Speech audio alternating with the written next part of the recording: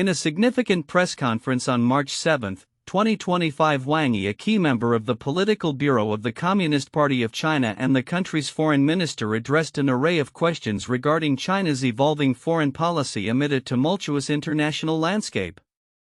With tensions rising globally, Wang emphasized China's commitment to navigating these challenges while fostering constructive international relationships.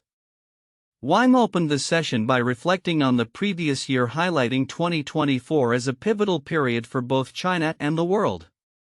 He stated, under the leadership of General Secretary Xi Jinping, China's diplomacy has made important progress, creating a good external environment for high-quality development. He underscored the need for a united global response to the myriad challenges faced today, asserting that China aims to defend international fairness and justice while maintaining global peace. When pressed about the accomplishments of China's diplomatic engagements, Wang proudly detailed the achievements of President Xi Jinping's state diplomacy. This included significant gatherings such as the Forum on China-Africa Cooperation and various summits that solidified China's role as a leader among developing nations. China's diplomatic policy propositions are increasingly welcomed and supported by the international community, he noted, indicating a growing recognition of China's global initiatives. The conference also touched upon the intricate relationship between China and Russia, particularly in light of ongoing global tensions. Wang reassured that the historical logic of China-Russia friendship remains unwavering despite fluctuating international dynamics. He articulated that the two nations have cultivated a relationship based on mutual benefit and non-confrontation, positioning themselves as a model for international cooperation.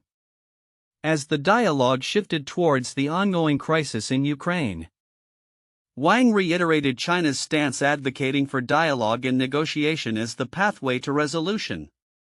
He expressed a willingness to act as a mediator, stating China has always maintained an objective and fair position, creating conditions for resolving the crisis. This reflects China's broader strategy of positioning itself as a constructive force on the international stage, particularly in conflict zones. The discussion inevitably gravitated toward the United States, especially in light of the recently proposed legislation by House Republicans aimed at restricting Chinese students from pursuing education in the U.S. Wang criticized this move, characterizing it as part of a broader trend of xenophobia that undermines academic freedom and collaboration. No policy should target individuals solely on the basis of their national origin, he asserted, emphasizing the importance of educational exchanges in fostering mutual understanding. Wang also addressed the strategic landscape in Asia, particularly concerning the South China Sea. He expressed optimism about ongoing consultations with ASEAN countries regarding the code of conduct, highlighting the necessity of dialogue to resolve disputes and ensure regional stability. There are no problems that cannot be solved by dialogue, Wang stated, reinforcing China's commitment to peaceful resolutions. Furthermore, he articulated China's vision for the Global South, emphasizing its role as a key player in global development and governance. With over 40% of the world's economic output now generated by these nations, Wang called for enhanced solidarity and cooperation among developing countries to safeguard their interests in an increasingly complex global arena. Looking ahead, Wang outlined several forthcoming diplomatic engagements, including commemorations of significant historical events that will shape China's international narrative. The Shanghai Cooperation Organization Summit is poised to be a focal point for regional collaboration, reflecting China's ambition to strengthen ties with neighboring countries. As the press conference concluded, it was clear that China is intent on navigating the turbulent waters of international relations with a strategy rooted in diplomacy, cooperation, and a commitment to multilateralism. Wang Yi's remarks encapsulate a vision for a future where China not only asserts its influence but also actively participates in shaping a more equitable global order, thereby laying the groundwork for potential collaborations and conflicts that may arise in the years to come. AS 2025 unfolds. China's economic landscape is characterized by a blend of resilience and uncertainty, heavily influenced by the resurgence of trade tensions with the United States. Recent data indicates a slowdown in bank lending coupled with a cautious consumer sentiment. raising concerns about the sustainability of domestic consumption amidst external pressures.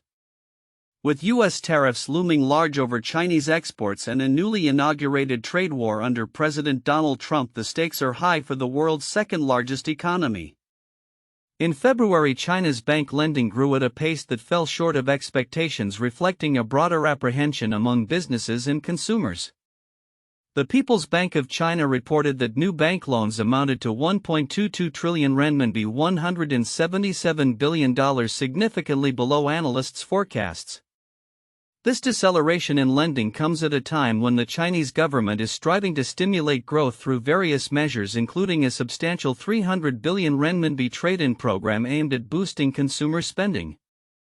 However, skepticism abounds regarding the effectiveness of such initiatives. Economic analysts are watching closely as the National Bureau of Statistics prepares to release key data for January and February. Expectations indicate a modest rise in industrial production and retail sales, but the overall consumer environment remains fragile. Retail sales are projected to increase by 3.8%, a slight uptick from last year's 3.5%, but still indicative of sluggish consumer confidence. This is particularly concerning given that consumer spending accounted for only 45% of economic growth last year, a marked decline from 58% prior to the pandemic. The challenges facing consumer spending are underscored by rising inflation, which turned negative for the first time since 2021, and an unexpected 8.4% drop in imports at the beginning of the year. Many consumers like Kathy Gua have shifted their spending habits in response to economic pressures, prioritizing essential expenditures over discretionary items. Gua's experience highlights a broader trend where high unemployment and trade tensions have led to more cautious spending behaviors among Chinese households. While the Chinese government has expressed a commitment to boosting domestic demand, the measures undertaken so far have been met with criticism. Many economists argue that the government's focus on supporting businesses rather than directly stimulating consumer demand is misguided. "We're not going to raise lazy Chinese," a sentiment echoed by officials suggests a reluctance to provide direct cash handouts to consumers even amid rising hardships. As the government grapples with these economic realities, the housing market remains a significant pain point. Years of instability have led to deflationary pressures, with policymakers striving to stabilize home prices. Recent efforts have shown some positive signs, as the decline in new home prices eased for a fifth consecutive month in January. However, the fallout from the housing market still looms large, impacting consumer wealth and spending capacity. Looking ahead, the Chinese government has set an ambitious growth target of around 5% for 2025, despite the headwinds presented by tariffs and trade disputes. Premier Li Qiang emphasized the need to invigorate consumption and stabilize investment returns in a recent report. Yet analysts remain skeptical about whether the proposed measures, including an increase in subsidies for the trade-in program, will be sufficient to overcome the challenges posed by domestic and international factors. As China navigates this complex economic landscape, the interplay between consumer behavior, government policy, and external pressures will be crucial in determining the trajectory of its recovery. The evolving situation underscores the need for a comprehensive strategy that not only addresses immediate economic concerns but also lays the groundwork for sustainable growth in the future. With tensions between the U.S. and China escalating, the coming months will be pivotal in shaping the direction of the Chinese economy. In the ever-evolving landscape of U.S. China relations, a planned Chinese observatory in Chile has become a focal point of concern, raising alarms over potential military implications. The ambitious project, which aims to bolster China's astronomical research capabilities, may face cancellation due to heightened scrutiny from U.S. officials regarding its possible dual-use nature. The observatory, estimated to cost around $80 million, is intended to be constructed on Cerro Venturones, a prime site in the Atacama Desert renowned for its clear skies and optimal conditions for astronomical studies. The partnership between China's National Astronomical Observatory NAOC and Chile's Universidad Católica del Norte was envisioned as a cornerstone of China's broader space strategy, which also includes similar initiatives in Argentina and Venezuela. The facility was set to house approximately 100 telescopes primarily focused on tracking deep space events and near-Earth objects such as asteroids and comets. However, the U.S. government has expressed concerns that the observatory could serve as a platform for military applications, particularly with the deployment of low-orbit satellites. As Washington intensifies its scrutiny, the Chilean government is now reassessing the project, with officials not ruling out the possibility of blocking the agreement. This development underscores the increasing tensions between the U.S. and China, particularly in the realm of technology and military capabilities. A Chilean government spokesperson indicated, "We are committed to ensuring that any foreign investment aligns with our national interests and security protocols." The implications of this project extend beyond the realm of astronomy. It reflects a broader trend in which scientific collaboration is increasingly viewed through the lens of national security. The potential cancellation of the observatory is indicative of the growing unease within the U.S. regarding China's advancements and the dual-use nature of its technological pursuits. In a related context, the military dimension of U.S.-China relations has also been highlighted by recent arrests of U.S. soldiers accused of conspiring to sell classified military information to Chinese agents. The FBI revealed that 2 active duty soldiers and a former soldier were apprehended for allegedly attempting to sell sensitive data on U.S. military capabilities, including information on combat vehicles and missile systems. This incident has further fueled concerns about China's efforts to infiltrate U.S. military operations and acquire critical intelligence.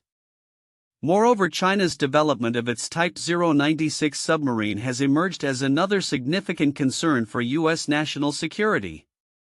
The submarine, which is believed to be nearing operational readiness, features advanced stealth capabilities and a formidable armaments package including submarine-launched ballistic missiles. Analysts suggest that the collaboration between China and Russia has played a crucial role in enhancing the Type 096 technology, potentially shifting the balance of naval power in the Indo-Pacific region. As the U.S. grapples with these multifaceted challenges, the intertwining of scientific endeavors and military strategy becomes increasingly apparent. The fate of the Chinese observatory in Chile could serve as a litmus test for future international collaborations and the extent to which national security considerations will overshadow scientific progress. Looking ahead, the implications of these developments will likely resonate across diplomatic, military, and scientific spheres, shaping the future of U.S.-China relations in an era defined by competition and suspicion.